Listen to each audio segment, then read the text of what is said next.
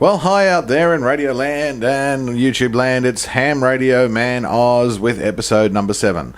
We've got some interesting topics to talk about today. Hopefully I can get through them all and get this video up before I have to leave for work. One of the things that I want to talk about too is confirming with JT65, and I'll show some examples of this later on. There's something that I overlooked in the last video, and that is with the ALC level. Now, I've discovered that not all radios have the ability to adjust the ALC. So some of you might have looked at the last video and said, well, hang on, I can't adjust my ALC. What do I do? So I'm going to explain that a little bit more, but it's to do with your speaker volume outputs. Now, for example, on the ICOM IC7300, you can adjust your modulation levels through your accessory or your USB modulation level. And I usually keep mine around about 20 to 25% on that. I have my speaker volume all the way up to the full. Now, if I wanted to adjust that modulation level, say up to 50% or more, I have to then bring down my speaker volume level. Now, I'm not talking about recording level, but in your devices on your Windows computer, you go into your playback devices, because what we're talking about is the speaker volume. Make sure you've got selected the speaker output that's going to the radio, and you adjust that level. So that level, you would bring it down, and that will adjust your ALC, because what we're talking about is the volume level of that signal going out to the radio, which causes a high or a low ALC. On the 450D, for example, the Yaesu FT450D or the 450s, there is no ALC or modulation level adjustment, only your RF output power. So again, what you would do with that radio is you set your RF power and 5 or 10 watts, 15 at the very, very most for JT65 work, and you will then transmit a carrier and adjust your speaker volume right down, for that radio, what's going into that radio, adjust it down until you have virtually no ALC, or at least just 1 or 2 bars of ALC showing. And I'll get more into that as we go along. The other thing that I want to touch on is a couple of things. There's the IC7300 I've discovered a flaw with. Oh, a flaw, you're thinking? Well, yes. It appears to be. Now, I don't know if it's something maybe I'm doing, and if the enlightened ICOM users out there could enlighten me, but I will show an example. It appears that when you're on the general broadcasting bands, such as the shortwave radio bands, it appears to be 1 kilohertz off frequency, one side or the other. If I put my 450D or shortwave radios onto a Pacific frequency for a Pacific radio station, there's no problem, it's spot on. If I put the ICOM 7300 onto that same frequency, it's distorted. If I go 1 kilohertz higher or 1 kilohertz lower, it's all clear. Am I doing something wrong? Or is it just the way the radio is? Does your radio do the same thing? Let's investigate. So let's cross over now to having a look at what I'm talking about. If you can see what I'm looking at now, I'm looking at the 450D, and you'll see that I've got it on Radio Australia or Radio New Zealand. I'm not sure what that one is actually. I think it's Radio Australia. 15240. Now, if we listen to the audio, I noticed some of the mountains have eyes. Mountains alive? Yeah, some of the mountains have come to life. So it's the first time that in my work it's usually quite more landscape elements and the mountains are more static. But you'll hear that sounds very, very reasonable. Now, let's cross over to the IC7300. I'll just swing this around. Okay. Now, as you can see, on the 7300, I'm on the exact same frequency, 15240, and let's have a listen to the audio.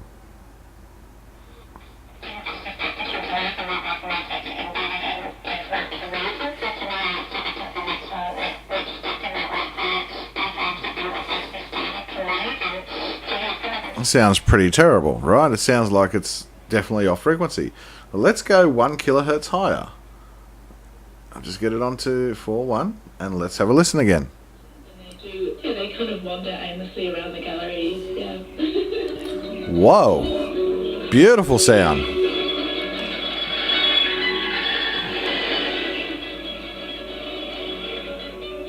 from Perth originally, I understand. How did you become interested in it? Because it is a very unique... Now let's have a listen if we go down 1 kilohertz lower. Very unique songs, very unique language that you use. Again. Sugar and sweets, and even the colour palette is very... Beautiful sound. Nice and clear. What happens if we go back to 4.0? Well, I guess like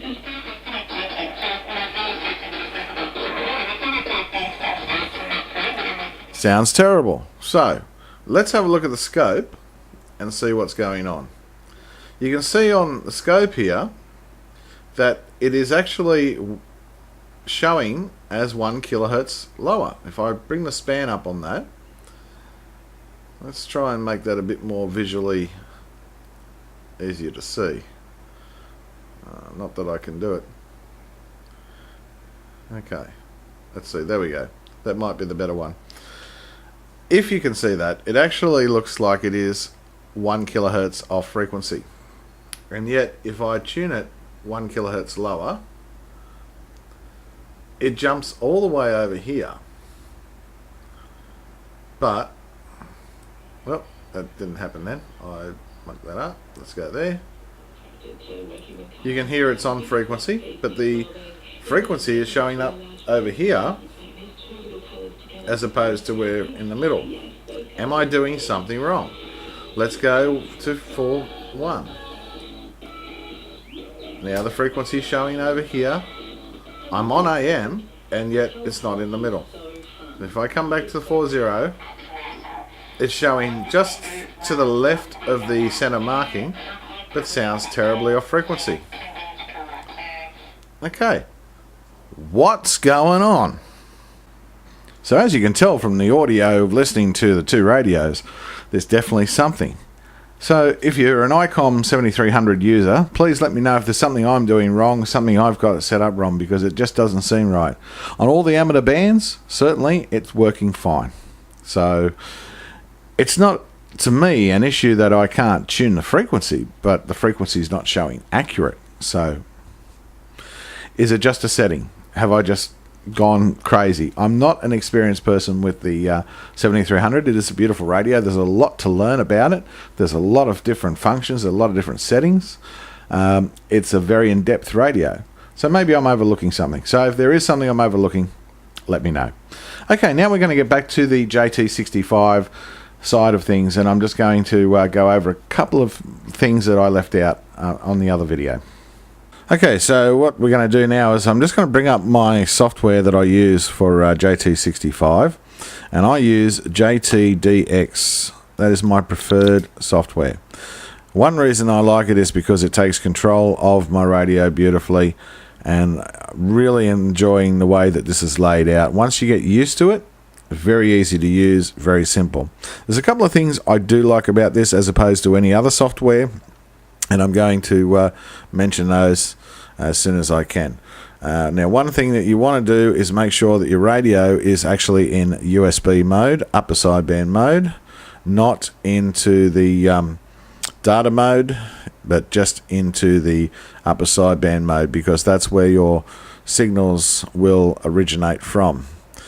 And I'm just making sure my radio is set there, and there's not a lot of activity at the moment on the 40 meter band, and you'll hear the JT65 tones. You'll hear them. They're a very musical tone. So I'm just going to change this up now to the 20 meter band, and already I can see on my scope on my IC7300 the signals, and I can hear them as well. So I'm going to turn the volume down on that, because I don't need to have the volume up. I don't need to listen to my transmitted signal, my output signal, the input signal, or anything. All I need to do is just watch and wait. Very, very simple to do. Now, the one thing I do like about this particular program, the JT65DX, is it has this tuning and filter button. And the tuning button is great. When you're just setting up and you're making sure your radio is on, and you go to your meter mode or whatever option you want, the first thing you want to make sure is that you're outputting a signal. So if you click on the tune, and you'll see if you're outputting power and outputting a signal. So that's all you have to do. Just give it a quick click, check that your output power. The other thing that you want to make sure of if you're not getting output power is to actually bring up your playback devices and make sure that you are on the correct setting. Now here I'm actually not. Even though I put out a bit of a power, I'm not on the correct setting. There is a problem with my onboard video card, and this may be the reason. Now I'm not saying you have to do this, but I have a problem with my onboard audio at the moment on my motherboard, so on my computer. So I've used a USB audio card. So what I need to do is I need to set my default. So at the moment I have the USB audio device set as default, and that is actually just for the speakers. If I actually try to transmit while it's on that default setting, it won't transmit any power out, anything like that. So what I need to do is just click on the one that's going to the radio, in this case USB audio codec, and I'm going to set default. That's all I'm going to do. Now what I'm going to also do is double check the levels. Now with this one, because I'm controlling the modulation level through the radio itself, I can have this all the way up. If I was using the 450D, I would transmit and slowly bring this down till the ALC dropped off to virtually nothing. That's what I'm talking about with adjusting your ALC levels manually. If your radio can't do it, you adjust your speaker output level that's going to the radio, and that will control your ALC. Very, very simple. But in the 7300 case, because I've got the modulation level set, I just have this up at 100. If I was to increase my modulation level on the radio, it would increase the ALC, so I can bring this down, and that would decrease the ALC. What sort of difference that's really making, I have no idea. All I know is I have it set what works for me. And this is, again, what works for me. So with the 7300, I use the modulation levels on both the accessory and the USB, both set to 20 to 25%, and the RF power is between 10 and 20%, depending on what I want to do. And that's not overdriving the radio, it's just putting out a nice signal. Now, once you've done that, just check your recording options, which is the sound coming from the radio into the microphone, into the computer through the mic. You want to make sure that it is default device of the radio output. So not the one that you're using on your computer normally, the one that's coming from the radio. Make sure that's default, and then double click that and go into your levels and make sure that that level is down very low, because you don't need a lot of input from the radio into the computer. The computer will decode quite nicely at a very low level. You don't want to pick up a lot of noise. So that's currently set on 3. I could go 2 or even 1. You just need the minutest, and it's not affected by your volume control on your radio, your AF gain, unless you have a very old radio and you're tapped into the actual headphone socket or something like that, then you can adjust the volume. But if you're coming straight out of, like with the modern radios, through the USB or a CAT interface, or you're coming out of the AF audio out on the older radios, you don't need a lot of volume there. Keep it low. But if you're using your headphone jack or something like that, well then you need to adjust this up and then use your volume on your radio, your AF gain. Very simple, very easy to use. Once you've got that done, go okay. Now, as you can see here, it's already decoded some signals that have come in from some call signs overseas. And here it's showing up the grid locations and, of course, where we are at the moment. There's some more coming in. They come in every minute. Now, this is what I was saying before about, for those of you who are very new to JT65, what it is, how to do it. You'll see that everything operates on a timestamp. Now, you need to make sure that your time is set synchronized to the internet. This time up here is synchronized to the internet. So you have your odd minutes and your even minutes. This station just transmitted at 23:52 on the even minute. So if I was going to reply, I have to be very quick. Click quick. Well, that's right. Well, that's what you got to do. Click quick to get onto the odd minute because he'll be listening on the odd minute and then he'll retransmit on the even minute. Now you can change that by ticking the little box that says TX even, or on other software there will be option to transmit on the even or the odd. Okay, but if I want to transmit on the even, I have that ticked. If I want to transmit on the odd, I'd have it unticked. So it's all dependent on what's going on here. So this guy transmitted on the odd number, so if I was to transmit to him, for example, I would transmit then on the even. So you're transmitting 1 minute, you're listening on the opposite minute, and that's the way it works. It doesn't matter whether you start out odd or whether you start out even, just as long as you're not trying to transmit at the same time frame that this station, like this station here, W4UAT, who just transmitted. G'day, if you're watching this video, by the way, W4UAT, thank you very much for joining me. He transmitted at 12:52. Now, if I actually responded at 23:52, if I responded at 23:54, I'm transmitting on the same time segment that he is on the even numbers, and he would never hear me. So he transmits on the even, I transmit on the odd. He transmits on the even, I transmit on the odd, and so on and so on. And the way it all works with JD65, as I've said before, is you would send a CQ or answer a CQ. You would then send a signal report or a reply to a signal report that was given to you, and then you would click on the Roger 73 and 73 and log your QSO. Very, very simple to do. Now with this one too, I leave the power setting here on the software at default full and the audio at default level, which has no problem whatsoever. You can also put in your own macro messages to go out as well, and that's all controlled with the settings. So again, what do I like most about this program is it has a built-in waterfall that you can put anywhere you like. I can maximize that out. Let's see if I maximize it out a bit. Actually, I'll move it up a bit. I can change the way everything looks and so on. I'll just bring that down. I can see a general audio level there. I can adjust that to flatten it or move it up. And there's the waterfall coming. I can change all the colors of the waterfall. I can tell where it wants to start and so on and so on. And I've got mine all set. And you can see the JT65 signals because they're very staggered a pattern. And that's why you'll see with the red and green, if I move that over to him, you'll see that that's the width of the actual signal.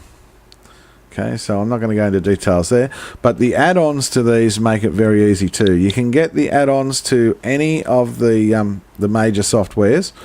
But what the add-ons do is they have an option where they can alert you by voice. If someone calls a CQ, it can show you a lot more information. It can tell you if you've got a new region that's just come on, a new prefix, a new call sign, and so on and so on. And you can have that announced by voice as well. So that's very, very handy. A big shout out to Ham and Shortwave Radio guy. Great videos, great tutorials, great information there. So if you want some really good, strong information on all sorts of topics, chokes and balance and all sorts of stuff, this guy knows his stuff. So I suggest strongly that you add him to your channels. He has a wealth of information out there. And it's a great channel to watch. So big shout out to Ham and Shortwave Radio. Thanks very much. So thanks a lot for watching. This is Ham Radio Man Oz, episode number 7. Cheers, 73s. Hit that like button. Big thumbs up for me. Comment, subscribe, rate my videos. Please help get my videos out there.